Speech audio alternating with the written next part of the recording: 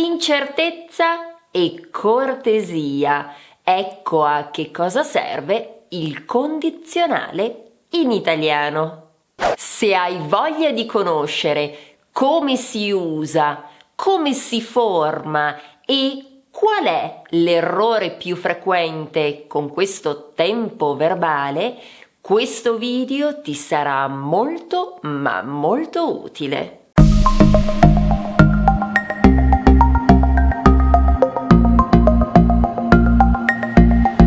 Benvenuto o benvenuta a Italiano con Eli. Io sono Elisabetta, sono una Neuro Language Coach e se questa è la tua prima volta su questo canale mi farebbe molto piacere se ti presentassi e se mi dicessi di dove sei. Cominciamo dalla base. A che cosa serve il condizionale? Sostanzialmente per due motivi. Serve per parlare di qualcosa che non si sa se accadrà e serve anche per chiedere qualcosa in modo cortese, ovvero in modo gentile. Vediamo quindi in quali casi il condizionale esprime incertezza. Leggiamo questo primo esempio. Mi piacerebbe continuare a studiare. In questo caso esprimo un desiderio, esprimo un'intenzione. Non so se succederà in futuro, però questo è il mio desiderio.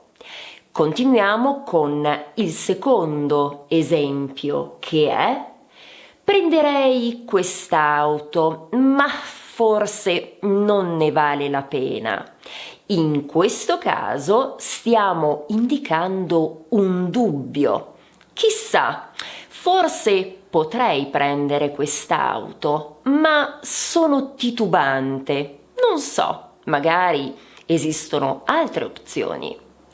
Vediamo ora il terzo esempio che è: domani potremmo andare tutti al cinema. Che ne dici? In questo caso stiamo indicando una possibilità. Non so se effettivamente andremo tutti al cinema. Sta di fatto che potrebbe essere possibile. Vediamo il quarto esempio che è: non dovresti lavorare così tanto. Il condizionale viene usato spesso per dare dei consigli. Passiamo ora al secondo caso. Il condizionale può essere utilizzato per chiedere qualcosa in modo gentile. Per esempio, quando diciamo vorrei un caffè, per favore, o ancora potrebbe chiudere la finestra, per cortesia? Ti faccio notare in particolar modo un aspetto importante che sottolineo molte volte con i miei clienti: la differenza tra voglio e vorrei. Prova a pensarci. Qual è la differenza tra voglio un caffè e vorrei un caffè? Stiamo sempre utilizzando il verbo volere, in un caso al presente indicativo e nell'altro invece è coniugato al condizionale. La differenza è piuttosto chiara se traduciamo i due verbi in inglese. Per esempio, voglio corrisponde a I want, invece vorrei I would like. Quindi noti qual è la differenza? Siamo molto più cortesi quando utilizziamo vorrei. E tra l'altro, alla fine del video ti dirò che cosa dicono di solito le mamme italiane ai propri bambini per insegnare l'importanza dell'uso di vorrei anziché di voglio. Veniamo ora alla formazione di questo tempo verbale. Se hai già studiato il futuro semplice, ti renderai conto che il funzionamento è lo stesso. Tra l'altro, se per caso non lo hai ancora studiato, ti consiglio di guardare la playlist sul futuro, troverai il link nella descrizione qui sotto. Cominciamo quindi con i verbi regolari. Ecco uno schema riassuntivo. Vediamolo insieme. Ecco il modello della coniugazione regolare. Come vedi, qui c'è uno schema che ti indica come si forma il condizionale nei verbi regolari che appartengono alla prima, seconda e terza coniugazione. Allora, che cosa noti? 2 sono gli aspetti importanti. Innanzitutto, attenzione alla doppia M nella prima persona plurale. Questo dettaglio è ciò che distingue il condizionale dal futuro. Per esempio, il verbo parlare alla prima persona plurale si pronuncia noi parleremmo. Fammi sentire la doppia M. È molto importante perché altrimenti, se noi pronunciassimo il verbo con una sola M, avremmo noi parleremo, che sarebbe il verbo al futuro. E secondo aspetto importante, occhio alla vocale nei verbi che appartengono alla prima coniugazione, ovvero il verbo parlare alla prima persona diventa io parlerei e non io parlarei.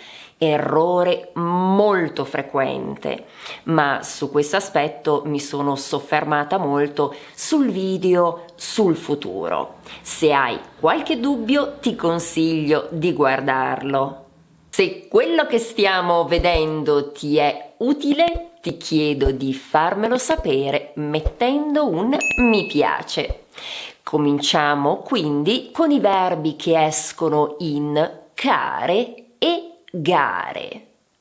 Come puoi vedere da questo schema riassuntivo, nel quale trovi la coniugazione del verbo giocare e del verbo pagare, i verbi che finiscono in care e gare aggiungono una H nella coniugazione. Ricorda quindi perché si tratta di un aspetto molto importante.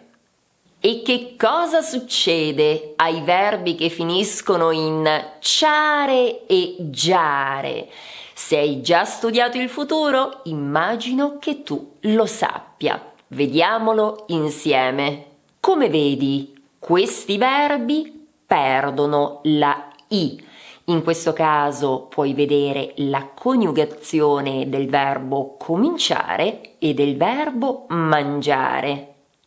Direi che è il momento di praticare. Rafforziamo le connessioni neurali con una breve attività. Ti faccio una domanda. Che cosa faresti se fossi ricco oppure ricca? Ti chiedo di scrivere 3 cose nei commenti. E se vuoi rimanere in contatto con me, ricorda che ti puoi iscrivere alla mia newsletter. Lo puoi fare gratuitamente sul mio sito elisabetta.maccani.com. Dimenticavo, come promesso, ecco che cosa dicono le mamme italiane ai propri figli per fare in modo che utilizzino vorrei anziché voglio. La frase è: l'erba voglio non cresce neanche nel giardino del re.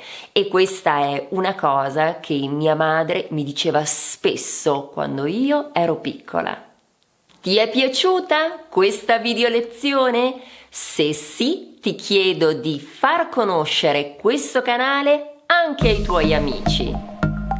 Trasforma il tuo sogno italiano in realtà. Grazie dell'attenzione. Ci vediamo la prossima volta, sempre su Italiano con Eli.